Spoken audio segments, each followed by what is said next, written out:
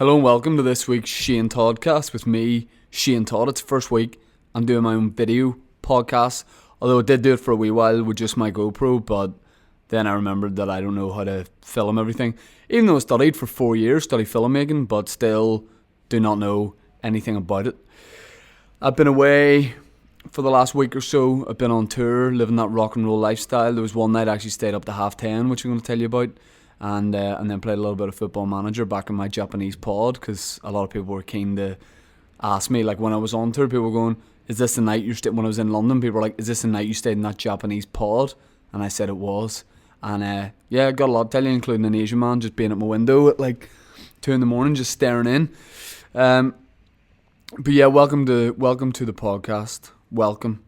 As you can see, if you're watching the video podcast, which by the way will be on my Facebook and my YouTube channel, you can see a little bit of foliage behind me. Is this real? No, it's not real. It's not real. And there's like, yeah, a bit of wood, and we've got like a wall, and some carpet and a table. So that's kind of what we're dealing with, just to give you a mental picture. I want to kick off by thanking everyone that came to my shows. First of all, Edinburgh, which also, I don't know if I mentioned this in last week's podcast, but I brought a boy with me. You know, I brought a boy on tour to do support for me at the shows, not not just for leisure time, but but yeah, I brought this boy out with me. I put a call out for boys to come with me, and I got the boy I wanted. William Thompson, who's he's an up and coming comedian. He's been gigging for a few years. He's very good, and I said, William, you got to come with me on tour. And he said, no problem, he was very keen. And yeah, he came with me. Obviously, we didn't fly together on the same flight. We did. Because I booked my flights ages before. This is such a me thing to do. I booked my flights ages before. And then I took a screenshot of the email that had my flight confirmation. And it said 3 o'clock flight. So I messaged him and I said, what time's your flight? Because I booked him his flight. And he said, 1 o'clock. And I was like, well, mine's 3. Wait for me at the airport. And then I realised, hey, that's Glasgow. So I just had to book another flight the day before. But I got it. And it was like 60 quid. So don't even worry about it. But yeah, me and him were on the same flight. We went out there. And it was good. And as soon as we arrived, because he's a young guy. William's like 21 or 22. And I was like, this guy's going to want to party. So I don't know what I'm going to do. And then when we arrived, I said, hey man, what do you fancy? What do you want to do? And I thought, because he's 20, 21, 22, I thought he'd say, ketamine, in some sort of alleyway or something, under an arch. And Edinburgh's perfect for that. But he didn't. He surprised me. He was like, can we, because he's 7 years old, he said, can we do the Haunted Dungeon tour of Edinburgh? And normally, on days of shows, I don't like to do anything that's going to, be out of the ordinary. I like to just relax and have a lot of downtime. But I thought, I've taken the wee man away. I've got to show him a good time, and I've got to let him. I sort of felt like a stepdad. I felt like a stepdad who's taking a kid away, and I've got a good chance to really get in with him. Not like that, but I said okay, because literally the dungeon, the ghost tour, because we were gonna originally see Bohemian Rhapsody, the Queen film, which I then realised that was weird, to bring a young boy away with me and then make him come and see a biopic of my man Freddie Mercury. So he's like, can we do the Haunted Dungeon tour? He said, please, Dad. He didn't say Dad, but I said, yeah, okay, let's do it. And it was one of those ones where they're in character the whole time. It's done by actors. That's not really what I wanted. I just wanted the two of us to get deep. Really, I just wanted us to get given a pair of torches, and I wanted us to explore the dungeons of. I wanted to take a young boy down to the dungeon, is what I'm saying, and just show him what life's all about. But it wasn't one of those ones where I wanted people to scare us. I wanted people to jump out, and say things that would scare me, freak me out. Say things like, you're 30, you don't really have a, you're self-employed. It's crazy. You don't have a long-term future secure. But it wasn't, do your parents back your career decision? But I you think you don't have asthma anymore, so you don't carry an inhaler anymore, but what if it comes back? And actually now that I've said that, I feel like I'm maybe on the verge of an asthma attack. But no, I wanted ghouls to jump out at us. That's what I was all about. But it wasn't. It was just actors taking you through these underground rooms. Like, they weren't even like, I wanted to be in a crypt, and I don't even know what a crypt is, but I wanted to be in it. And we go down, and it was just me and him, and then there was like a lot more people. There was like some nice old ladies, there was a couple of couples, and the guy at the reception desk already was too much. He was like, gentlemen, hello. And I was like, alright mate, just 2 for the dungeon tour. And he was like, what fun will await you? And I was like, no mate, just get us in here. And we went, and it was okay, but it was actors, and they were like good, they were good, but I wanted more scares, there was a girl with banter. She was playing like a judge, and she was like slagging people off. And then they did this thing where they asked people their names, because they pretend that we've committed crimes, and actually it was good for me, because back then taking a boy away to a different country wasn't a crime. That was just life for a lot of people, for a lot of rich people. And she came to me, and the woman was like, and what is your name? And I decided, look, I could say my name's Shane, I'm from Northern Ireland, or I could flip the script a wee bit. And so I said, Francisco. And she didn't come back to me after that, because I had a whole elaborate backstory plan for Francisco. But no one really jumped out on us. It was okay. Like, what would happen is the lights would go off, and then they would come on, and someone would be right up at your face. Like, an actor like that scared me once, because then I dropped the Francisco accent, because I was trying to be all this New Jersey guy. And then when the guy popped up, I was like, Alex, and no one says that outside of Northern Ireland, which is a shame, because I feel like I like to do some sort of missionary work where I would go to like South America or different countries or Africa or whatever, and just impart one. They'd be like, "Oh, what can we learn from you?" Yeah. They'd be saying comedy. They'd be saying like, because they would know me in if I was doing missionary work in Chad, and that's a country, that's not a fella. They would be saying to me, "Oh, it's you." I know they would say that to me. They would go, "Oh, please teach us the art of stand-up," and I would say, "No, I just want to teach you one thing. Bollocks," and they would say, what even is that? And I would just say, it's the only word you're ever going to need in life. But we do the ghost tour, and at the end there's this ride at the end, back at the hotel. No, it was a thing, like, when you go up on a ride slowly and then it drops down, one of those ones, you're fastened into it, obviously. We were in that, and it's the very end, and there's like a hologram of an executioner, and he's like, "I sentence you all to hang."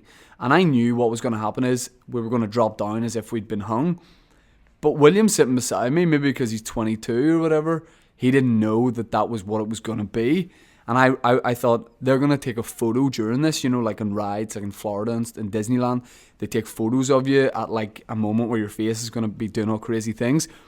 So I decided to just keep my face straight, because I thought that'd be funnier for a photo. But he didn't. And then whenever we left, they were trying to sell you the merchandise. They always try and do that. Oh, do you want to buy like a key ring with your picture on it, or like t-shirts? Like, who's buying like an Edinburgh Vault t-shirt, or like there was hoodies as well. I'm just thinking, who's getting that gear? And losers, that's who. And as we were leaving, I saw the photos, and I was just going to walk straight out. And then I thought, I'm going to have a look at the photo and see if I did keep a straight face. I did. And William was pulling the best face of all time. As someone described it on Facebook, Connor Keys, the comedian, said on Facebook, it looked like William was at his first bukkake party and I was at my 900th.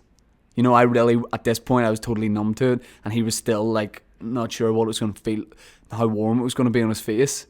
Hey guys, I'm an idiot. I muted my microphone there and spoke for quite a long time, and then I started again but didn't unmute the microphone. But look, it's the video podcast. I'm nervous. I want to give you guys, just an hour of your life that you can really enjoy and stop having those thoughts, of like, oh, it's getting colder, it's coming to winter. I want this to be, that's why we've got these fake plants. I want this podcast to be like a bit of vitamin D for your ears. I want to put my D in your ears, is what I'm saying. But okay, so we did the ghost tour. We got the picture, so I saw the picture at the end. And, you know, they overcharge for those sort of things when you go to gift shops and they've got, like, picture printouts. I said to the guy, man, take my account number, sort code, and bank name, and whatever it costs to get a printout of this picture of me with a straight face and him with a big scrunched up crazy face, I'll pay it. And it was 11 quid. Not a problem. I was very grateful for it. And I put it up on Instagram, and I was like, William, can I put this up? And he was like, nah, I don't. And I was like, okay, I'll put it up. And after that, we went to go to the show. I got us an Uber. If you don't know what Uber is, you know, why you 70, why you listening to my podcast, you know, it's weird.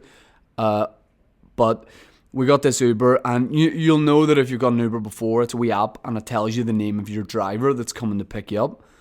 And we're in Edinburgh, and all of a sudden, I get the notification that Majid is on his way. Alright, so Majid is en route. And Majid's 5 minutes away. I get the notification that says Majid drives a white Skoda. And I was like, oh shit, Majid's popping off. And I'm expecting to get in, speak to some sort of guy from, maybe he's from Morocco, maybe he's from Turkmenistan or something like that. And I think that'll be nice. You know, we can have a cultural chat. I'll say like, oh cool man, how long you been over here for? You know, he'll tell me, and it'll be a nice conversation. You know, I'll be like, I do stand up, and he'll go, no sir, please, and no. You know, he go, no, you're very popular where I'm from. You know, and I'll say, cheers.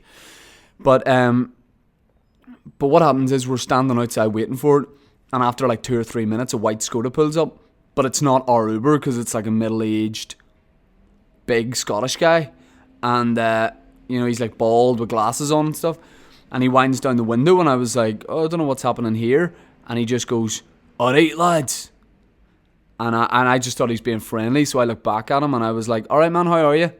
You know, dead on, just waiting for our Uber. And the guy goes, Uber? I said, yeah. And he goes, lads, I'm Majid. And I remember like looking back at him and thinking, no, you're not. You know, I was like, no, you're not Majid. You know, I was like, you're Barry or Kevin or something, but you're not Majid. And then he's like, nah, I'm Majid. And it did match, the license plate matched his license plate. So we decided to get in. It was probably a 10-minute drive to the gig, and I was like, how long can I get in here for without saying, why are you called Majid? You know, what's the story? Because he didn't have like the beard or anything. You know, it wasn't like he converted to Islam or something and gone with Majid. He was just like into football and all. But he was definitely called Majid. And I looked at William and I was like, you're going to have to speak to him because I really need to find out why he's called Majid, but he might beat me up if I ask him. We're in taxi 2 seconds and Majid goes, so what you's been at today, lads? And in my head I'm like, first questions first, Majid? He said, what you at today, lads? And William goes, we did the ghost tour. He said, my daddy took me to the ghost tour. He didn't say that, but he meant it, you know. And and Majid was like, why does your mate have handcuff marks on his wee hand? And I said, no, don't worry about that. I said, don't worry about that. He spent some time beside a radiator this afternoon. But I said, listen, Majid, we did the ghost tour, it was great. And just before I could say why you called Majid just looking straight forward at the road. Majid's like a middle-aged guy. Majid goes, I'm banned from the ghost tour. And I was like, that's more interesting than why he's called Majid. I went, hey Majid, why are you banned from the ghost tour, player? And he said, I was on a first date, lads. Okay, where's this going? He goes, and we were down the vault and the light went off. And I was like, yeah. Because when the lights go off, then all the actors like scuttle around different parts of the room. So when the lights come back up, they scare you. And I was like, oh yeah, what happened? He goes, well, the light came back on. And this fucker was dressed as William Wallace.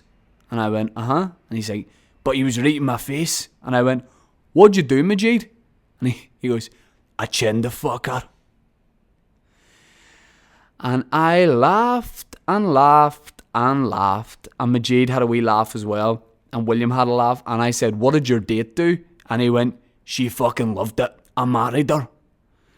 And it was at that point I was like, respect to Majid, but also it's so funny that the actors have to stay in character. You know, so if you're playing like a wee, like, you know, like a wee weak peasant or whatever, and Majid, just this Scottish guy called Majid, knocks you out, that's okay. You can pretend to be all like desolate and all like weak and stuff. But if you're playing William Wallace, the freedom fighter, and a guy punches you, you've still got to appear pretty hard. But Majid said he just knocked the guy out. So I just like that the English were after William Wallace for decades, and all it took was just a right hand getting sparked out from a man Majid, and that was it. But if Majid's listening, maybe you can email me and tell me why you're called Majid. Never judge a book by its cover is what I'm saying. I want to thank all the people that came to the Edinburgh show. It was really nice. I arrived there, the venue was the Assembly, and there was literally 100 people outside, and I thought, yes, this is what I'm talking about. I said to William, my little boy, I said, this is what I'm all about. I said, this is where it starts. I'm giving you a leg up here, you know? And he said, oh, amazing. We walk in, there's like a girl at reception. I breeze past the queue. I'm not going to queue for my own show. I breeze in, I said, hey, the talent's here, and William. And the girl at reception said, what? And I said, yeah, I mean, I'm the guy doing the show tonight. It was a massive venue. And she went, I don't think you are. And I said, no, Shane Todd, it's my show. And then this guy at a wee smaller table around the corner goes, are you Shane? And I said, yes. And he goes, alright, your show's in the basement, mate. I was like, alright, okay. I made a misjudgment here. Didn't realise there was 2 shows going on in the venue. There's a big fancy room. There's also like, remember when Harry Potter's living under the stairs? There's also a venue like that, and that's where I'm doing my show. So I have to like scuttle down to the basement like a little rat. And the show was really good. I want to thank everybody who came. These tour shows are great because it's just people from here. I always do this bit at the start of the show where I go, who's from back home, give me a cheer, and everyone cheers. And then there's like one person who's from that place. Like there's one person who's just from Edinburgh, and then I have to look at them and go, you're going to be alienated for the next hour, you know? You know, he's not going to get the Julian Simmons banter. You know, Julian unfortunately never like made it on the worldwide stage, which is a fucking joke. And when people say, who is this guy Julian Simmons you're talking about? I say he's the king of Northern Ireland. You know, he's the king. And after Edinburgh, which was great. Also, the next morning in Edinburgh, William was on the drinks, and that's when I had this break it to him because he thinks I'm this like cool, like legend, badass guy. And he was like, you're probably going to get drunk after your show and do a little coke. And I said, I'm going to go and see if Nero's still open. I'm going to get myself an iced tea. And I'm going to go back and play Football Manager because, hey, Ipswich aren't going to get promoted themselves. You know, it's like, listen, I've got a job on my hands. The board are on my back giving me shit here. All I'm trying to do is rebuild the club. You know, because people go, you can get too into Football Manager. I say I'm not, but all I'm saying is the board want quick fire results. And I'm managing a team that the expectations aren't that high, but I'm trying to build the club. Yes, I could deliver promotion. I could get them into the playoffs. I could bring in some journeymen, some experienced players. But where are we going to be at next year when I need to replace them? Let me bring in the youth. You know, that's what I was saying to the board. I said to William, you go out, get you out into the night and enjoy yourself. Fly, my precious, you know. I set him free. I let his wings go. But he just had some drinks in the hotel bar. I said, man, that's not for me. I'm not about that life anymore. I'm 30, you know. And I went upstairs and I put my feet in a hot water basin, you know, and put like a knotted hanky on my head and just said, this is the life. And it was great. And then the next morning, I got up a bit early and I went in search of that vegan fry. You know, I said, like, I need to have a fry, but I don't want any meat because, as you guys know, I'm a vegan who occasionally, you know, eats meat daily. And I found this place. It was like a wee Greasy Spoon cafe, but they did a vegan cooked breakfast. And I said, give me one of those, Sandra. And because the woman, she introduced herself to me. And all I can say is I got a fry and it looked great apart from the vegan sausages. They had like condoms on them. They had like a plastic wrapper on it that they just looked like 2 brown dicks. Here's the thing, I don't want to put anyone off this. It was a lovely cafe, but it looked like two, and I hope I'm using the correct terminology here. They looked like two thin mixed race dicks in little extra thin condoms. You know, when you feel like taking a risk, that's what it looked like. And here's the thing, that made me even hungrier. You know, I was like, yum yum. And I didn't know whether you were supposed to peel the plastic off. So I peeled the plastic off, not with my teeth. Okay, let's get our minds out of the gutter. I took the plastic off, and then Sandra, the one who worked there, gave me a really dirty look, and I was like, Sandra, stop plasticking up your vegan sausages and stop making them look so delicious, you know. But I had a real nice vegan fry, and I had a good time. And then I travelled on from there to Glasgow, and Glasgow was lovely. Again, it's people from home. There was some people who came to the show because of the Belfast accent, the Northern Ireland accent video we did. That went down really well, like last week. There was some actual Scottish people who just came because they had seen that, which was brilliant. All these shows are great, although there is some stuff that isn't rock and roll. You know, there's some stuff that brings you back down to earth. Like, you know, at the Glasgow show, I didn't really have like a backstage area. You know, the room was probably the same size as the Edinburgh room, like small, intimate room. You know, like just 19,000. No, it wasn't. It was like 60 people. But I didn't have a backstage room, so I was just like in the sound booth. You know, and that was right beside where everyone was sitting. So where I was sitting in the sound booth was like really open, and it was beside the audience. And if I sat up in my seat, you would just see like, it would cut off my whole body, but you would just see like my wee head. So I'd be like a little prairie dog, just like looking at people. And for like an hour before the show, seeing the act there is just really weird. I mean, that'd be like, you go to see Westlife, you know, at the Odyssey, and you're sitting in your seat, and the boys are just kind of like sitting beside you, just waiting, but you can just see their heads, you know, and that would make me a bit nervous. So I had to like duck down, you know, but for like an hour, you know, I was just like hunched over, like the Hunchback in Notre Dame, just not wanting people to see me in this sound booth. And then when I popped up, people are like, hey, that's weird, you know. But the Glasgow show was brilliant. I really enjoyed it. And then from there on to London. And London, again, it sounds like I'm lying, but you guys know that I will say if I've had a bad show or I didn't enjoy it, I'll just go, not great. But there were 3 really enjoyable shows. But in London, I was travelling on my way to London, and sometimes you get nice messages from people, you know, before shows, being like, looking forward to the show tonight, mate, from people you don't know. And I got a message, I think it was Instagram, and it was this girl saying, me and my mate, something to the effect of, me and my mate are coming to your show. They probably listen to the podcast, right? Me and my mate are coming to your show, and we're blocked, we're on the train. Something like that, you know, like up the hoods or whatever. You know, it was like, you know, insinuating that they'd had a lot of drink.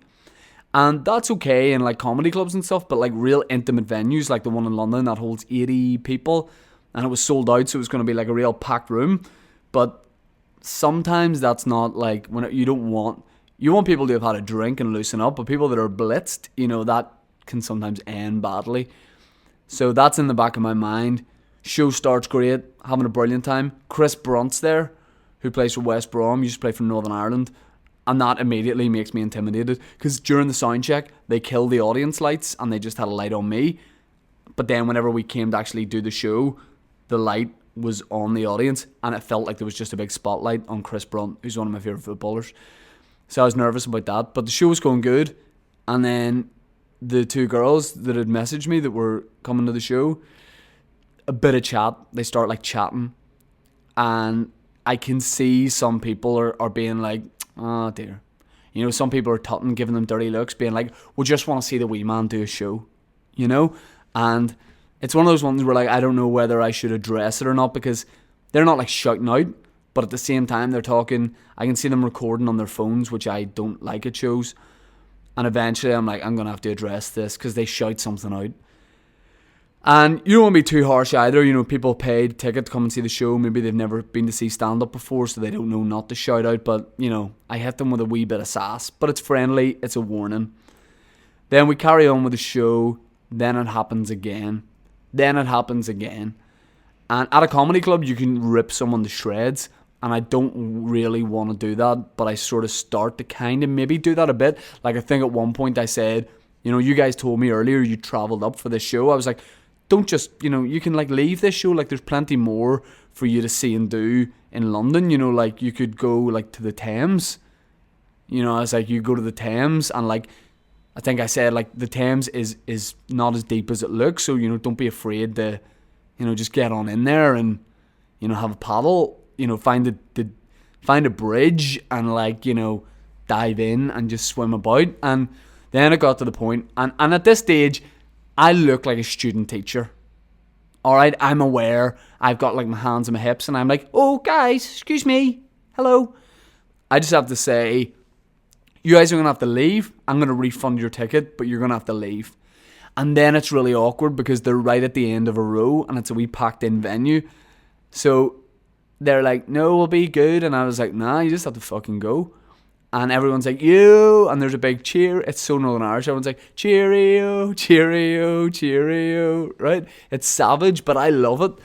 And then there was a girl behind them, like a woman behind them, who knew, obviously, that they wouldn't be able to get out of the row easily. And she saved my bacon because she was like, she said something like, let them stay, but if they say anything else, I'll beat the fuck out of them. Something like that. And I was like, that's beautiful. I shed a tear.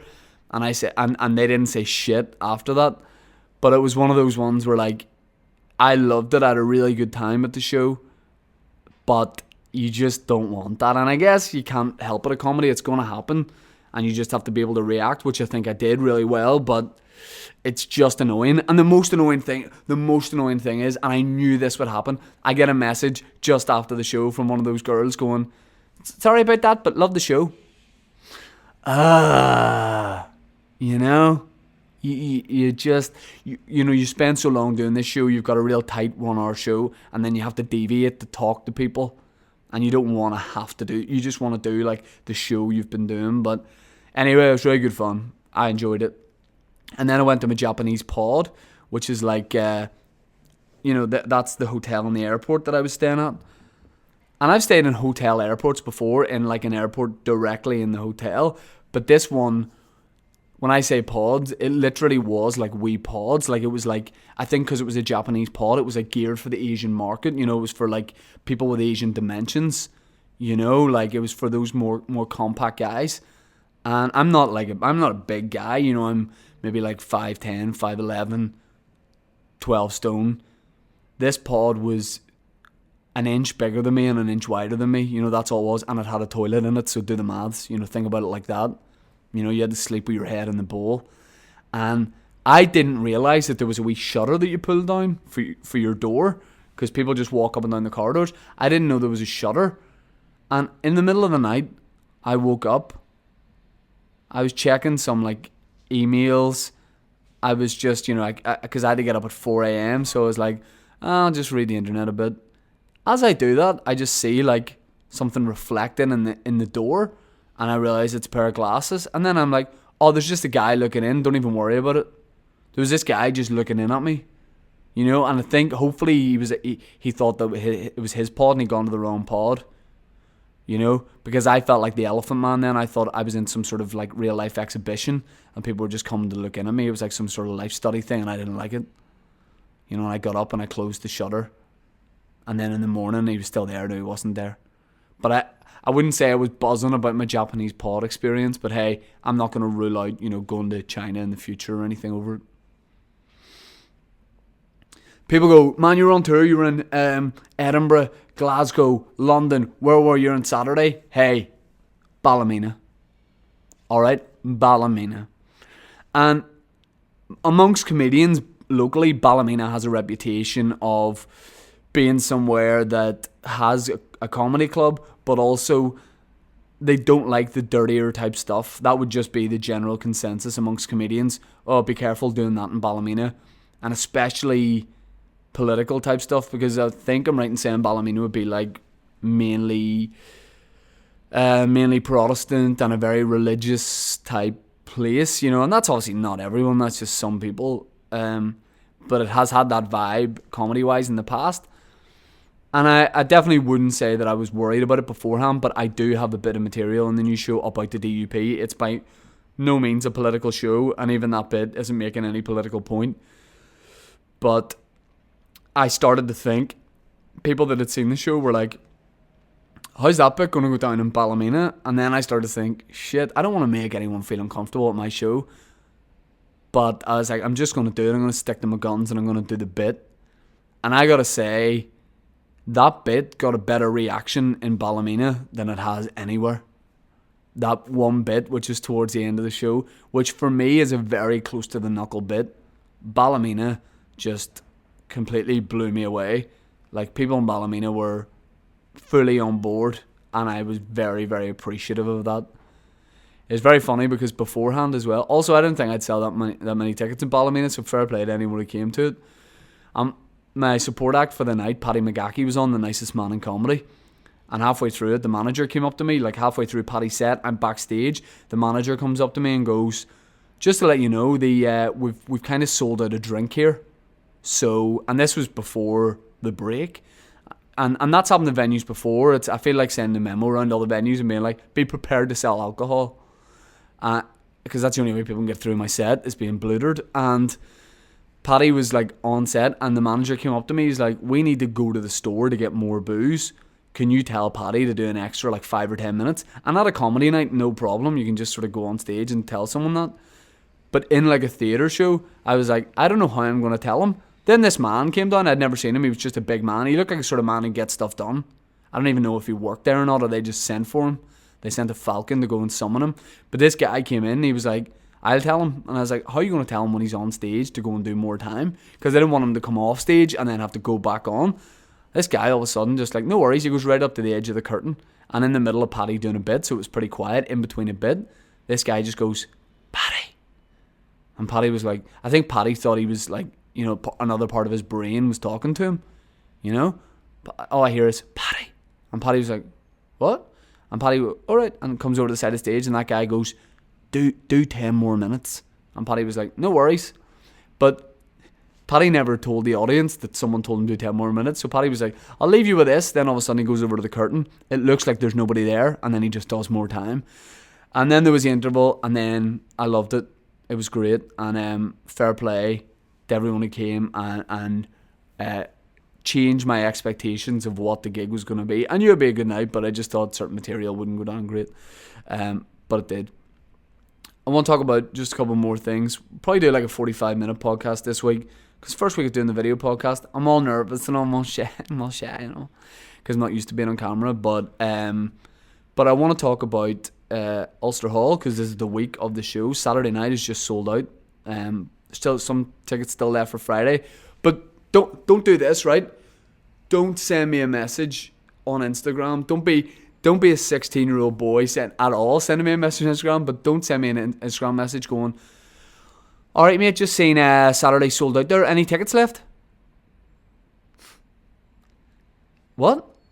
Any tickets left, mate? Also, where would I get them? Right, you're on the internet asking me this question. Maybe, I don't know. What website should I go on to get the tickets? Maybe the NASA website? Maybe, hey, where do you think you might go? Go on the official website for the Chinese government, because that would probably be your best bet. Where would I get tickets for that, mate? Go on John Bon Jovi's website. Obviously, go on the venue website. But don't send me a message, be like, raging, I didn't get tickets, mate. They've been on sale for 3 months. Okay? I'm turning back into student teacher. Okay, so what are you going to do next time? Going to get tickets in advance. You're going to get tickets in advance. That's the way it works. Okay?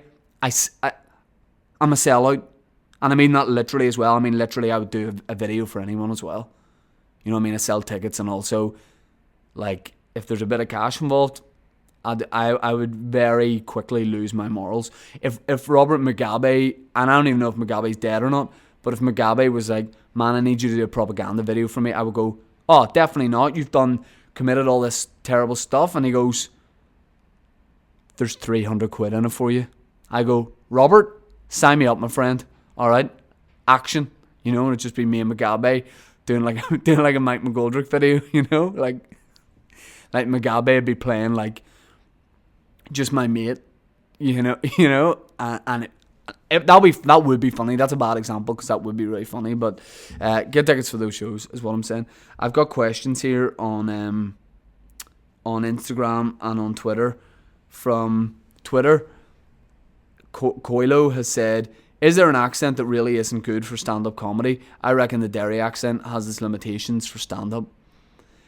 No. Sometimes a distinctive accent like the Derry accent actually is really good for stand-up, you know, and can get you away with some stuff. You know, if you have an accent that's different, I think people really tune into that. And I would say actually, if you have a really general accent, it's actually more difficult to get people's attention and make stuff funny.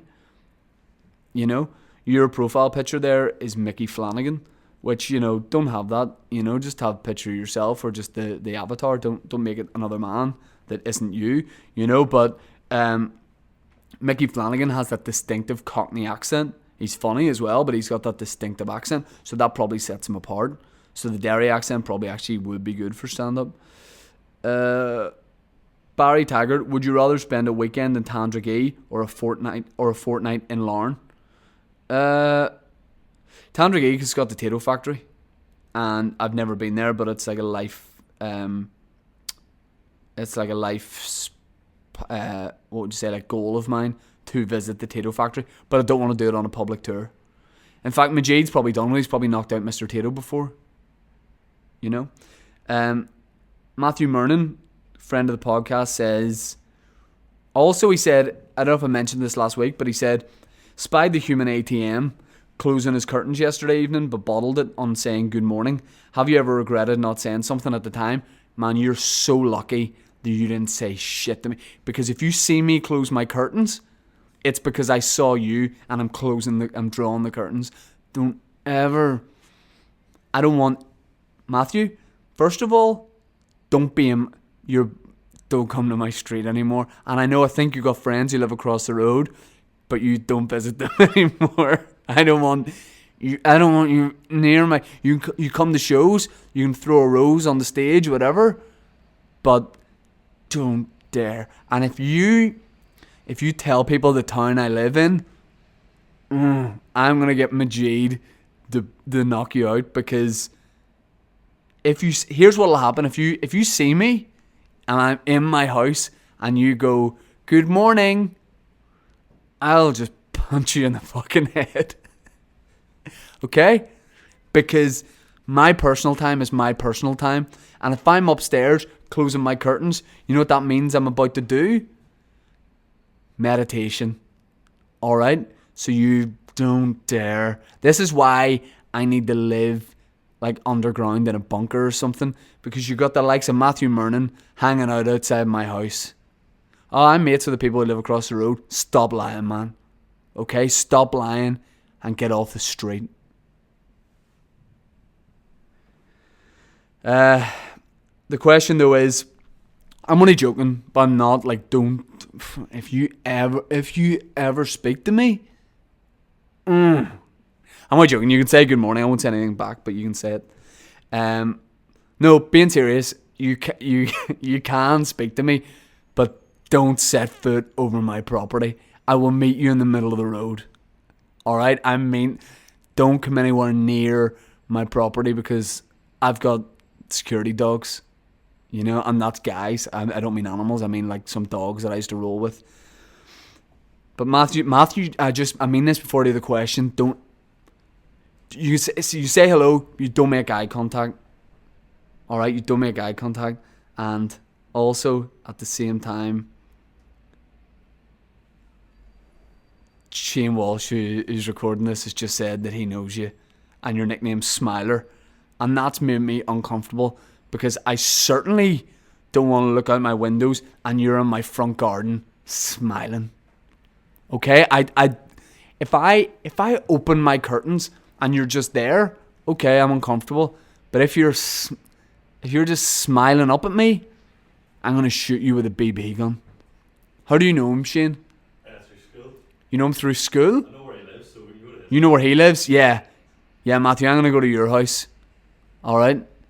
And I know if I did that, it would be like, and I'm not making any assumptions here, but just kind of like, you know, when Mother Teresa used to go to Calcutta, you know, and she would hang out and visit homes. I know it would be like that, you know. But your question is, the human ATM will be dispensing in Belfast on Black Friday, correct? But will you be offering any bespoke Black Friday packages for the fans? If you mean discount tickets, you can go fuck, because my tickets are priced at like, I don't know if they're like, I don't know if they're, that's why people go like, man, how much are tickets for the show? I don't know. But Matthew, I think tickets are like around the 20 quid mark. And if you're asking for discount on that, oh, you are getting shot with a BB gun by my boy William. Okay, because that's what I have William for. He comes, he's a great comedian in his own right, but he comes, he opens up for me at shows, and I set him on people, you know, because he's feral. And if I go, get this guy, he'll come, I'm going to set my boy on you, because he lives in my garden as well. So there'll be no bespoke Black Friday deals, but come to the show, and there'll be 2 for 1 on banter anyway, and that's free for anyone who's bought a ticket for the show. And Matthew, as a parting sentence, I better not see you around my area, man. I'm gonna have to buy the house across the street, but I've got it. Andy OC, who I met on the tour, and I can report is a lovely man, and to my knowledge hasn't been in my garden yet. Says, imagine for your stag do to Magaluf, everyone who said they were going didn't actually go, and in a bizarre plot twist, your dad, Nigel Dodds, not my dad, Nigel Dodds, but my dad and Nigel Dodds, Sammy Wilson, Nelson McCausland, and Ian Pacey Jr. went instead, and you all ended up hitting BCM together, and they all wore their suits for the duration of the holiday, except your dad, who just wore oversized t-shirts and nothing else. How do you think this would all play out? I mean, first of all, you think that you're saying that like it would be worse than my stag. I love my stag, but that would be better. I mean, if you could convert all the DUP boys into just getting lit and just getting loose like a goose, I think you would have a brilliant, because those guys are pent up. You know, Nelson McCausland spends his whole time thinking that the world is like 4,000 years old. If you were able to just like get him a shot of like Mickey Finn's, a Jaeger bomb, and you know, some sort of shisha pipe, I think you'd be able to say to him like, Nelson, fucking wise up, you know, wise up. I think those boys after like, because at BCM DJ Sammy was DJing the boys of summer had gone, I think they would let themselves go. I mean, my dad would let himself go in the airport. You know, you don't need to tell that guy to party. My hairdresser's ringing me there, sorry. But hey, it's the life I live, all right. But yeah, I think it'd be great. How do I think it would play out? I think in the airport, yeah, they're wearing their suits. I'm like, drinks in the airport, they're like, absolutely not, you know, and they're not keen on it. I think we get to BCM, or we get to Magaluf, I'm like, guys, will we go out even though it's late? They're like, no, we're going to go to bed here. Go to bed. The next day I go, guys, come on, we'll go out and we'll talk about, you know, what are they into? We'll talk about fucking, you know, what are they like? You know, like, I here's what I do. I would pretend to be on their side. I go, guys, let's have a bit of a meeting about how we can stop this whole gay marriage thing. Am I right? And they'd be like, oh yes, sounds good. Where do you want to have that? And I go, what about Lineker's bar? You know, and they would go, oh, fair enough. Then that's when I spike their tea, you know, because they'd still be drinking tea in Magaluf. That's when I spike it with, you know, ecstasy or something, and that's when we hit BCM. And I think it'd be lit. I think they'd all lose the run on themselves. I think Ian Pacey Jr. could hook us up with some sweet deals, you know, because he likes to get himself some sweet deals. And I just think it'd be good. I think we'd all get arrested, but I think I'd enjoy it. And I think Northern Ireland in general would be a better place when they came back, because they'd still have the BCM mentality. You know, they'd be in the government. They'd be in the government in Northern Ireland, but they wouldn't be wearing their suits anymore. They'd be wearing like BCM hoodies. And they'd be wearing like, you know, beanies that said like, because we'd be at a foam party, they'd be wearing hoodies saying like, I got foam on my dome. you know, just banter, like, but they'd be loving it. And then Sinn Féin would be like, want to get this Irish Language Act through, and the boys are still dying of a hangover, so they'd be just willing to accept anything. They can be fucked having arguments. They go like, dead on, you know. Sinn Féin are like, what? And they'd be like, I don't give a fuck, you know. Nigel Dodds would be like, whatever, don't even worry about it. And he's like, anyone partying, you know.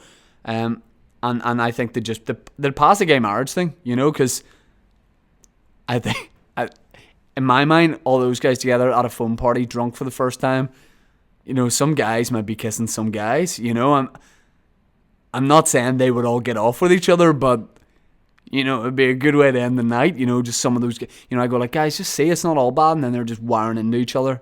So yeah, I'd be keen for that, and I think it'd be good. One of a couple of the last quick ones, Lauren Wiley says, I quit my job in JD Sports to go to your show on Friday. Happy days. Good. Natasha says, thoughts on Melbourne, and this is the last question, thoughts on Melbourne trolley man? I'm going to have to Google that because I don't know what Melbourne trolley man is. Unless it's some sort of like half man, half trolley, in which case I like that already. Melbourne.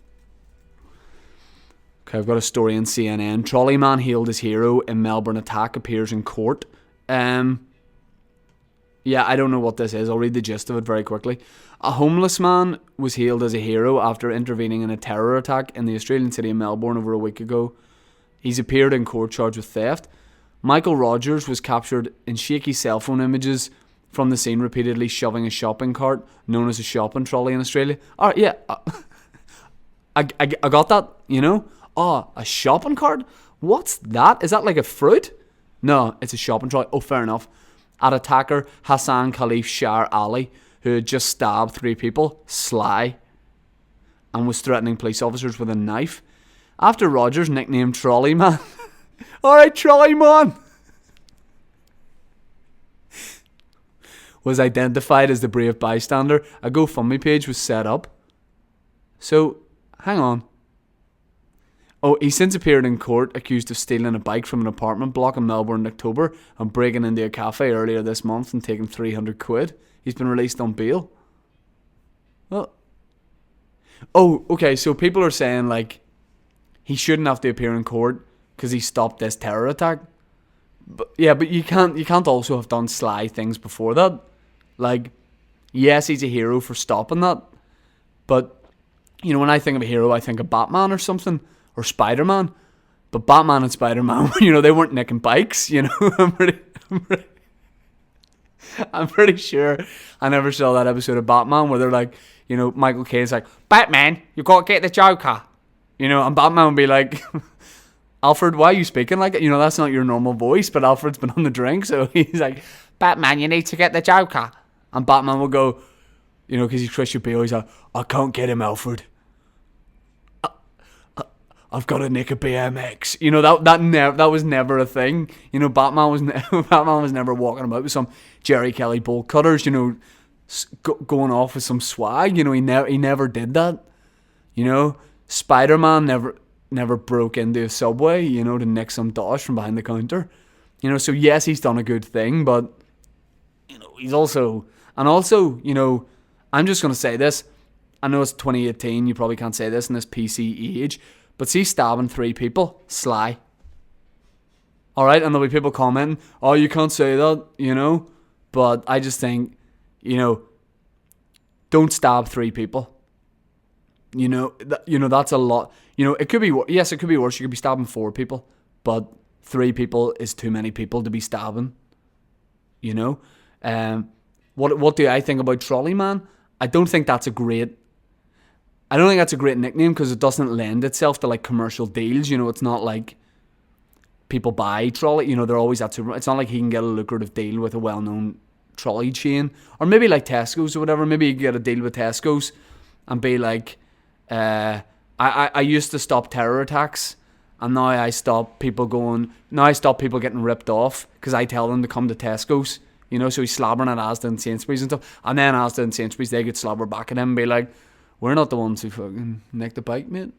You know, so I don't know. But with Trolley Man, it's one of those things. It's always now the case where if people do heroic things, you know, like this, or you always see it in America, you know, you'll see like guy stops, guys who foil kidnappers and stuff, and people are like, you're a hero and all, and this guy, like, he didn't even mean to be a hero.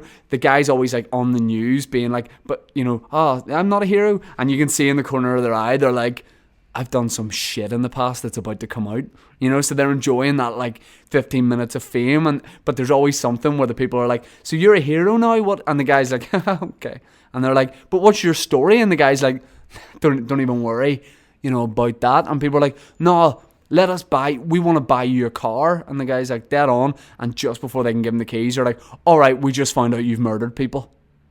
And the guy's like, I did murder people, but don't forget, I stopped a baby falling out of a pram, so every cloud. And they're like, nah, but murder and sly, so I want to say fair play to Trolley Man.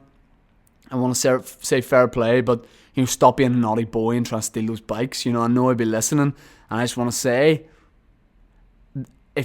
Trolley Man, if you're listening to the podcast and you get in touch, I'm going to buy you a bike if you promise to stop being a naughty boy and stealing bikes. And I think that's a nice way to end the podcast. And all I want to do is plug my dairy show in the Playhouse. What date is it? I think it's the 8th. And Lisburn on the 9th of December. Then also, I might have a taping of a show coming up. We might record this tour show. We're not recording it in Ulster Hall this year just because we did it last year there. Going to do it somewhere more intimate. So keep an eye out for that. And that's really it. This has been my first video podcast. You can check that out on YouTube.